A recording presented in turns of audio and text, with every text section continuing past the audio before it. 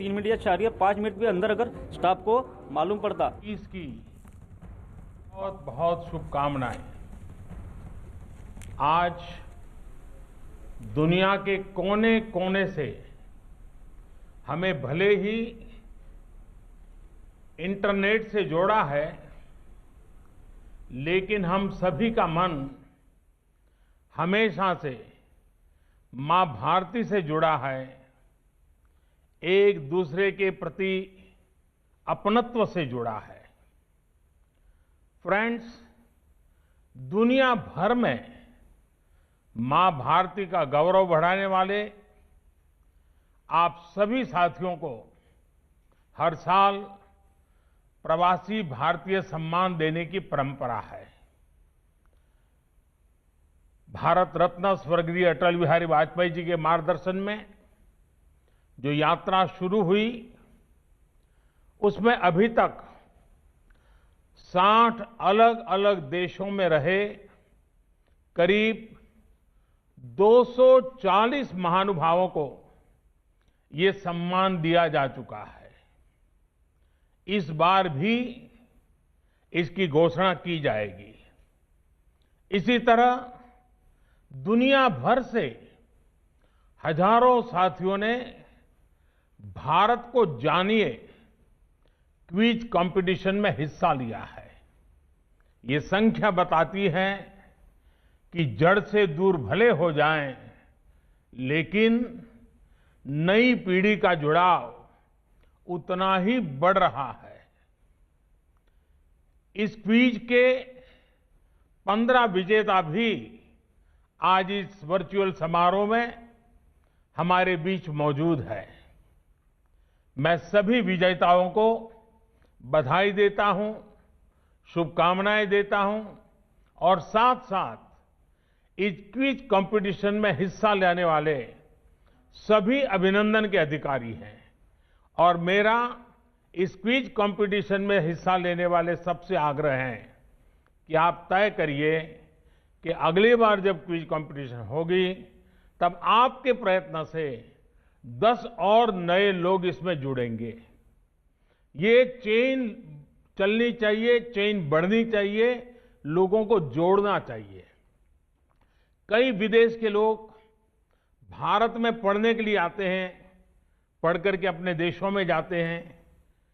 उनको भी आग्रह करना चाहिए कि वे भी, जो भारत में कभी पढ़ाई करके गए हैं, वे भी क्विज कंपटीशन में जुड़े और क्विज कंपटीशन के एम्बेसडर बने।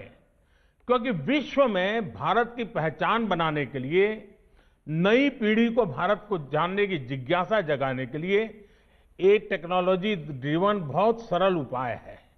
और इसलिए मेरा आग्रह रहेगा कि आप सब इस बात को आगे बढ़ाइए। फ्रेंड्स, बीता साल हम सभी के लिए बहुत चुनौतियों का साल रहा है, लेकिन इन चुनौतियों के बीच विश्व भर में फैले हमारे इंडियन डायस्पोरा ने जिस तरह कार्य किया है, अपना कर्तव्य निभाया है, वो भारत के लिए भी गर्व की बात है। यही तो हमारी परंपरा है, यही तो इस मिट्टी के संस्कार है। इस जगह से सोशल और पॉलिटिकल लीडरशिप के लिए दुनिया भर में भारतीय मूल के साथियों पर भरोसा और मजबूत हो रहा है।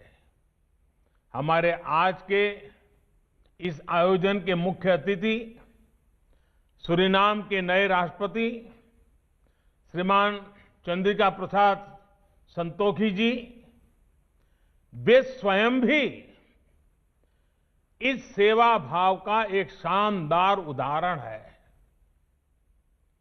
और मैं ये भी कहूंगा कि इस कोरोना काल में विदेशों में रहने वाले हमारे कई भारतीय भाई बहनों ने भी अपना जीवन खोया है।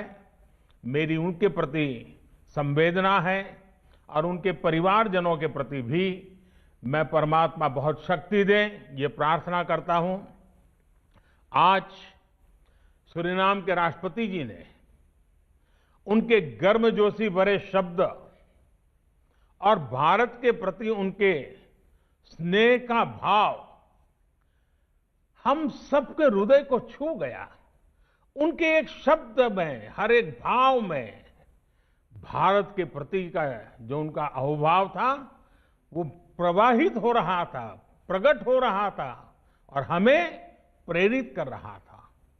उनकी तरह मैं भी आशा करता हूं कि हम शीघ्र ही मिलेंगे और हमें भारत में सूरीनाम के राष्ट्रपति जी का भव्य स्वागत करने का अवसर भी मिलेगा। बीते वर्ष में प्रवासी भारतीयों ने हर क्षेत्र में अपनी पहचान को और मजबूत किया है। साथियों, मेरी बीते महीनों में दुनिया के अनेक हेड्स ऑफ द स्टेट से चर्चा हुई है।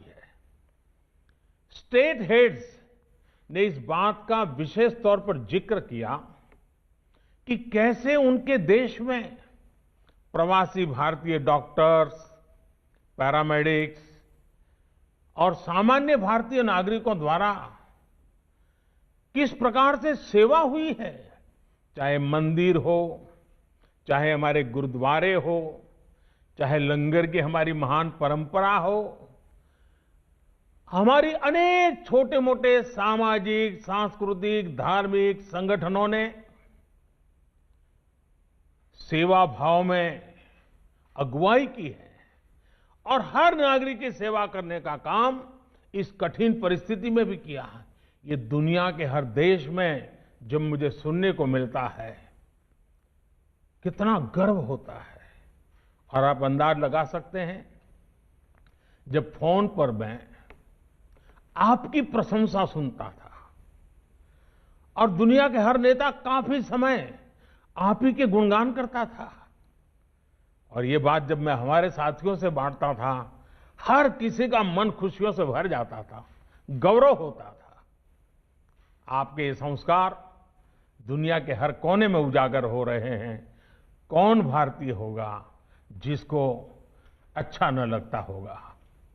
आप सभी ने जहां आप रह रहे हैं वहां ही नहीं बल्कि भारत में, भारत की कोविड से चल रही लड़ाई में भी हर प्रकार से सहयोग किया है। पीएम केयर्स में आपने जो योगदान दिया वो भारत में हेल्थ इंफ्रा, उसको सशक्त करने में काम आ रहा है। इसके लिए मैं आप सभी का आभार व्यक्त करता हूं। साथियों, भारत के महान संत और दार्शनिक संत तिरुवल्लुवर ने दुनिया के सबसे प्राचीनतम भाषा, और ये हम गर्व से कहना चाहिए, दुनिया की सबसे प्राचीनतम भाषा तमिल, उस तमिल भाषा में संत तिरुवल्लुवर जी ने कहा है, केयडरियाक केट्ट इड्डुतम वंड्रगुंडा नांडेन्प नाटिन तलई। इसका भाव है कि दुनिया की सर्वश्रेष्ठ भूमि वो है जो अपने विरोधियों से बुराइयां नहीं सीखती और जो अगर कभी कष्ट में भी आई तो दूसरों के कल्याण में कोई कमी नहीं करती। साथियों, आप सबने इस मंत्र को जी करके दिखाया है। हमारे भारत की हमेशा यही विशेषता रही है। शांति का समय हो या संकट का, हम भारतीयों ने हर परिस्थिति का हमेशा डट करके मुकाबला किया है। इस वजह से इस महान भूमि को लेकर एक अलग व्यवहार हमने देखा है। जब भारत ने कॉलोनियलिज्म के विरुद्ध मोर्चा खोला तो दुनिया के अनेक देशों में आजादी के संघर्ष के लिए ये प्रेरणा बन गया। जब भारत टेररिज्म के सामने खड़ा हुआ तो दुनिया को भी इस चुनौती से लड़ने का नया साहस मिला। साथियों, भारत आज करप्शन को खत्म करने के लिए टेक्नोलॉजी का ज्यादा से ज्यादा इस्तेमाल कर रहा है। लाखों करोड़ों रुपए जो पहले तमाम कमियों की वजह से गलत हाथों में पहुंच जाते थे, वो आज सीधे लाभार्थी के बैंक खाते में पहुंच रहे हैं। आपने देखा होगा, भारत ने जो नई व्यवस्थाएं विकसित की हैं, उनकी कोरोना के इस समय में वैश्विक संस्थाओं ने भी भूरी भूरी प्रशंसा की है। आधुनिक टेक्नोलॉजी से गरीब को एम्पावर करने का जो अभियान आज भारत में चल रहा है, उसकी चर्चा विश्व के हर कोने में है, हर स्तर पर है। भाइयों और बहनों, हमने दिखाया है कि रिन्यूएबल एनर्जी के मामले में डेवलपिंग वर्ल्ड का कोई देश भी लीड ले सकता है। आज भारत का दिया वन सन, वन वर्ल्ड, वन ग्रिड, ये मंत्र दुनिया को भी अपील कर रहा है। साथियों, भारत का इतिहास गवाह है कि भारत के सामर्थ्य, भारतीयों के सामर्थ्य को लेकर जब भी किसी ने आशंका जताई, सारी आशंकाएं गलत साबित हुई है। गुलामी के दौरान विदेश में बड़े बड़े विद्वान कहते थे कि भारत आजाद नहीं हो सकता क्योंकि ये तो बहुत बटाव हुआ है। वो आशंकाएं गलत साबित हुई और हमने आजादी पाई। साथियों, जब भारत को आजादी मिली तो ये भी कहा गया कि इतना गरीब और इतना कम पढ़ा लिखा भारत, ये भारत तो टूट जाएगा, बिखर जाएगा, डेमोक्रेसी तो यहां असंभव है। आज की सच्चाई यही है कि भारत एकजुट भी है और दुनिया में डेमोक्रेसी अगर सबसे मजबूत है, वाइब्रेंट है, जीवंत है, तो वो भारत ही है। भाइयों और बहनों, आजादी के बाद ही दशकों तक ये नैरेटिव भी चला कि भारत गरीब, अशिक्षित है, इसलिए साइंस और टेक्नोलॉजी में इन्वेस्टमेंट की संभावनाएं कम आंकी गई।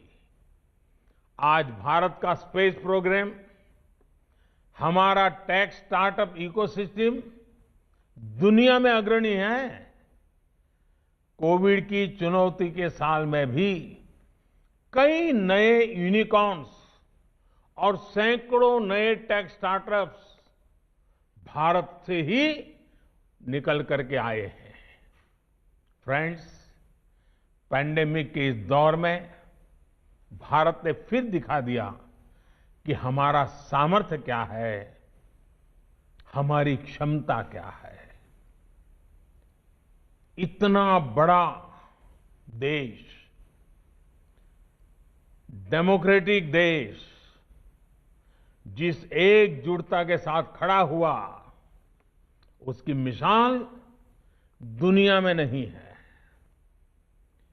पीपीई किट्स हो, मास्क हो, वेंटिलेटर्स हो, टेस्टिंग किट्स हो, ये सब भारत बाहर से ही मंगाता था।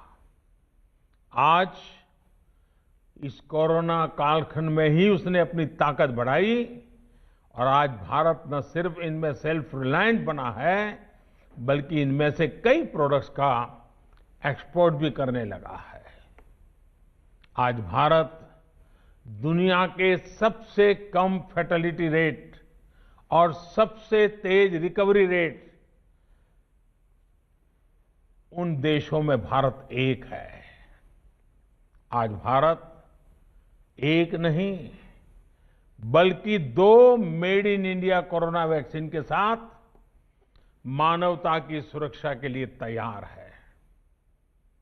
दुनिया की फार्मेसी होने के नाते दुनिया के हर जरूरतमंद तक जरूरी दवाएं पहुंचाने का काम भारत ने पहले भी किया है और आज भी कर रहा है। दुनिया आज सिर्फ भारत की वैक्सीन का इंतजार ही नहीं कर रही, बल्कि दुनिया का सबसे बड़ा वैक्सीनेशन प्रोग्राम भारत कैसे चलाता है, इस पर भी नजरें हैं। साथियों, इस वैश्विक महामारी के दौरान भारत ने जो सीखा है, वही अब आत्मनिर्भर भारत अभियान की प्रेरणा बन गया है। हमारे यहां कहा गया है, शतहस्त समाह सहस्त्रहस्त समकिर, यानी सैकड़ों हाथों से अर्जन करो लेकिन हजारों हाथों से बांटो। भारत की आत्मनिर्भरता के पीछे का भाव भी यही है। करोड़ों भारतीयों के परिश्रम से जो प्रोडक्ट्स भारत में बनेंगे, जो सॉल्यूशंस भारत में तैयार होंगे, उससे पूरी दुनिया का लाभ होगा। दुनिया इस बात को कभी नहीं भूल सकती है कि जब Y2K समय भारत की भूमिका क्या रही, भारत ने किस प्रकार से दुनिया को चिंता मुक्त किया था, इस मुश्किल में भी हमारी फार्मा इंडस्ट्री का रोल ये दिखाता है कि भारत जिस भी क्षेत्र में समर्थ होता है, उसका लाभ पूरी दुनिया तक पहुंचता है। साथियों, आज पूरी दुनिया को अगर भारत पर इतना ज्यादा ट्रस्ट है, तो इसमें आप सब प्रवासी भारतीयों का भी बहुत बड़ा योगदान है। आप जहां भी गए, भारत को, भारतीयता को साथ लेकर के गए। आप भारतीयता को जीते रहे। आप भारतीयता से लोगों को जगाते भी रहे हैं। और आप देखिए, फूड हो या फैशन हो, फैमिली वैल्यूज हो या बिजनेस वैल्यूज, आपने भारतीयता का प्रसार किया है। मेरा ये हमेशा से मानना रहा है कि भारत का कल्चर अगर दुनिया भर में लोकप्रिय हुआ है, तो मैगजीन्स, कुकबुक्स या मैनुअल से ज्यादा आप सभी के जीवन के कारण, आप सभी के आचरण के कारण, आप सभी के व्यवहार के कारण ये सब संभव हुआ है। भारत ने कभी भी कुछ भी दुनिया पर न थोपा है, न थोपने की कोशिश की है, न कभी थोपने का सोचा है, बल्कि दुनिया में आप सभी ने भारत के लिए एक जिज्ञासा पैदा की, एक इंटरेस्ट पैदा किया है। भले वो कौतुक से शुरू हुआ हो, लेकिन वो कन्विक्शन तक पहुंचा है। आज जब भारत आत्मनिर्भर बनने के लिए आगे बढ़ रहा है, तो यहां भी ब्रांड इंडिया की पहचान को मजबूत बनाने में आपका रोल अहम है। जब आप मेड इन इंडिया प्रोडक्ट्स का ज्यादा से ज्यादा यूज करेंगे, तो आपके इर्द गिर्द रहने वालों में भी इनको लेकर विश्वास बढ़ेगा। आपके कलीग्स को, आपके दोस्तों को जब आप made in India products use करते हुए देखेंगे तो क्या आपको इस पर गर्व नहीं होगा? टी से लेकर टेक्सटाइल और थेरेपी तक ये कुछ भी हो सकता है। मैं तो आनंद होता है जब आज खादी दुनिया में आकर्षण का केंद्र बन रही है।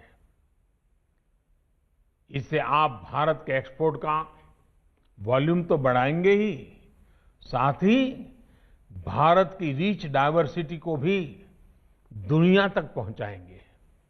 सबसे बड़ी बात, आत्मनिर्भर भारत अभियान के तहत आप दुनिया के गरीब से गरीब तक एफोर्डेबल और क्वालिटी सॉल्यूशन पहुंचाने का जरिया बनेंगे। फ्रेंड्स, भारत में इन्वेस्टमेंट हो या फिर बड़ी मात्रा में रेमिटेंसेस का कंट्रीब्यूशन, आपका योगदान अतुलनीय रहा है। आपकी एक्सपर्टाइज, आपके इन्वेस्टमेंट, आपके नेटवर्क्स, आपके अनुभव का लाभ हर भारतीय, पूरा हिंदुस्तान हमेशा हमेशा के लिए गौरव भी करता है और आपके लाभ के लिए वो हमेशा आतुर भी रहता है। इसके लिए हर जरूरी कदम उठाए भी जा रहे हैं ताकि आपको भी अवसर मिले और यहां की अपेक्षाएं भी पूरी हो। आप में से काफी लोग जानते हैं कि कुछ सप्ताह पहले ही पहली बार वैश्विक भारतीय वैज्ञानिक समिट, शॉर्ट फॉर्म में उसे कहा गया वैभव का आयोजन किया था। इस सम्मेलन में 70 देशों के 25,000 से ज्यादा साइंटिस्ट और एक्सपर्ट ने करीब 750 घंटों तक चर्चा की और इससे 80 सब्जेक्ट्स पर करीब 100 रिपोर्ट्स निकली जो कई क्षेत्रों में टेक्नोलॉजी और सिस्टम के विकास में काम आने वाली है। ये संवाद अब ऐसे ही जारी रहेगा। इसके अलावा बीते महीनों में भारत ने एजुकेशन से लेकर एंटरप्राइज तक सार्थक बदलाव के लिए स्ट्रक्चरल रिफॉर्म्स किए हैं। इसमें आपके इन्वेस्टमेंट के लिए अपॉर्चुनिटीज का विस्तार हुआ है। मैन्युफैक्चरिंग को प्रमोट करने के लिए प्रोडक्शन लिंक सब्सिडी स्कीम ये बहुत पॉपुलर हुई है और बहुत कम समय में बहुत पॉपुलर हुई है। आप भी इसका भरपूर लाभ उठा सकते हैं। साथियों, भारत सरकार हर समय, हर पल आपके साथ, आपके लिए खड़ी है। दुनिया भर में कोरोना लॉकडाउन से विदेशों में फंसे 45 लाख से ज्यादा भारतीयों को वंदे भारत मिशन के तहत रेस्क्यू किया गया। विदेशों में भारतीय समुदाय को समय पर सही मदद मिले, इसके लिए हर संभव प्रयास किए गए। पैंडेमिक के कारण विदेशों में भारतीयों के रोजगार सुरक्षित रहे, इसके लिए डिप्लोमेटिक स्तर पर हर संभव कोशिश की गई। गल्फ सहित अनेक देशों से लौटे साथियों के लिए skilled workers arrival database for employment support यानी स्वदेश नाम की नई पहल शुरू की गई। इस डाटाबेस का उद्देश्य वंदे भारत मिशन में लौट रहे वर्कर्स की स्किल मैपिंग करना और उन्हें भारतीय और विदेशी कंपनियों से जोड़ना है। इसी तरह दुनिया भर में भारतीय समुदाय के साथ बेहतर कनेक्टिविटी के लिए रिश्ता नाम का नया पोर्टल लॉन्च किया गया है। इस पोर्टल से मुश्किल समय में अपने समुदाय से कम्युनिकेट करना, उन तक तेजी से पहुंचना आसान होगा। इस पोर्टल से दुनिया भर के हमारे साथियों के एक्सपर्टाइज का भारत के विकास में उपयोग करने में भी बहुत मदद मिलेगी। साथियों, यहां से अब हम आजादी के 75वें साल की तरफ आगे बढ़ रहे हैं। अगला प्रवासी भारतीय दिवस आजादी के 75वें वर्ष के समारोह से भी जुड़ेगा। महात्मा गांधी, नेताजी सुभाष चंद्र बोस, स्वामी विवेकानंद, ऐसे अनगिनत महान व्यक्तित्वों की प्रेरणा से दुनिया भर के भारतीय समुदाय ने आजादी में अहम भूमिका निभाई है। ऐसे में ये समय उन साथियों को, उन सेनानियों को भी याद करने का है जिन्होंने भारत से बाहर रहते हुए भारत की आजादी के लिए काम किया। मेरा विश्व भर में फैले हुए सभी भारतीय समुदाय के लोगों से, हमारे मिशन में बैठे हुए सभी लोगों से ये आग्रह रहेगा कि हम एक डिजिटल प्लेटफॉर्म तैयार करें, एक पोर्टल तैयार करें और उस पोर्टल में ऐसे प्रवासी भारतीयों का जिन्होंने आजादी के जंग में विशेष भूमिका निभाई है, उनकी सारी तथ्य आधारित चीजें उसमें रखी जाएं। जहां भी फोटो उपलब्ध है, फोटो रखी जाए।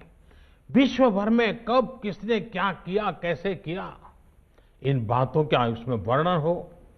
हर भारतीय के पराक्रम का, पुरुषार्थ का, त्याग का, बलिदान का, भारत माता के प्रति उसकी भक्ति का गुणगान हो, उनकी जीवन गाथाएं हो, जिन्होंने विदेश में रहते हुए भारत को आजाद कराने में अपना योगदान दिया।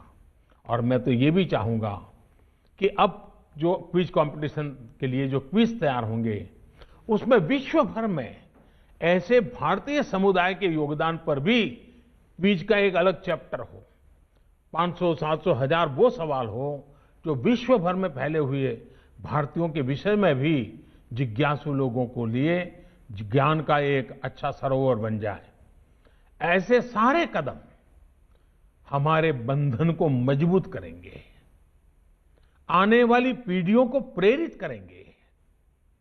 आप सब इतनी बड़ी तादाद में आज वर्चुअली मिले हैं।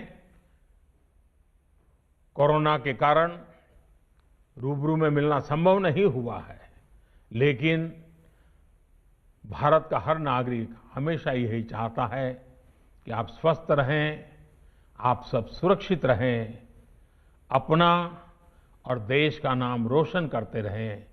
इसी कामना के साथ मैं फिर एक बार सूरीनाम के राष्ट्रपति जी का हृदयपूर्वक आभार व्यक्त करता हूं।